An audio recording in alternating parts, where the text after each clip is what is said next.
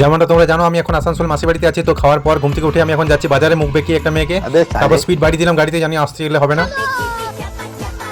তারপর এখানে বাবা মহাদেবের একটা স্ট্যাচু দেখে পরে একটু থমকে গেলাম, এখানে একটু প্রণাম করে আমি চলে এলাম মার্কেটে। এখানে এসেই দেখছি যে একটা মিটিং চলছে, মিটিংয়ে একটাও লোক নেই, দেখে খুব মায়া লাগলো, ভাবলাম ওখানে যে বসে যাই। তারপর দেখলাম দল বাহিনী নিয়ে আসছে, আমি আমরা ভয়ে ঢুকে গেছি এখানে কোলা খেতে। মার্কেটে ঢুকেই প্রথমে কোলা খেয়ে নিলাম বাঁদরের মতো 2-4টে, তারপরে কোলা খেয়ে আমি হিরো হয়ে গেলাম। হিরো হয়ে হিরোর মতো হাঁটতে হাঁটতে মার্কেটটা ঘুরতে ঘুরতে আমার এই রিংটা পছন্দ হয়ে গেল, বাচ্চা বাচ্চা কিউট কিউট, এটাকে কিনে নিলাম ফট করে। তারপর পাশের দোকানে দেখছি ইনস্টাগ্রামের একটা মেয়ে কোমর দোলাচ্ছে, তোমাদেরকে দেখালাম। আর এখানে একটা হাঁস পক পক করছে। যাই হোক, তোমাদের এসব কোমর দোলানো পছন্দ তাই তোমাদের দেখিয়ে দিলাম। আমি এখন আছি ফুলবাগানে। তো এখান থেকে মায়ের জন্য কিনছি চন্দন পিড়ি, দেখতে পাচ্ছ এখানে চন্দন পিড়ি। এখান থেকে একটা চন্দন স্টিক নিয়ে নিয়েছি, দুটো একসাথে মুড়ে দিচ্ছে একদম পরোটার মতো।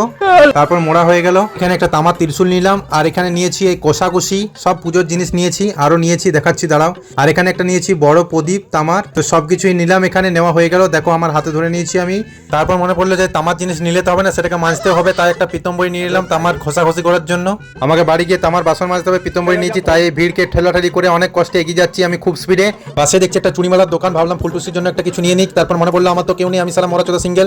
তারপর আবার ভিড়ে ঠেলাঠালি করে একটা মুসলমান চাচা দোকানে এলাম, বাচ্চাদের পেছন মোছানোর জন্য একটা তোয়ালি নিলাম, বার্গেনিং করে মাত্র 50 টাকা নিয়েছি। তারপরে এই খাঁচার পাখিগুলোর সাথে আমি কিচিরমিচির করে ব্লগটা এখানে শেষ করছি। আরো অনেক ভিডিও আছে, মলে যাবো, শপিং করবো, সব দেখাবো। চ্যানেলটাকে সাবস্ক্রাইব করে রাখো নেক্সট ভিডিও দেখার জন্য।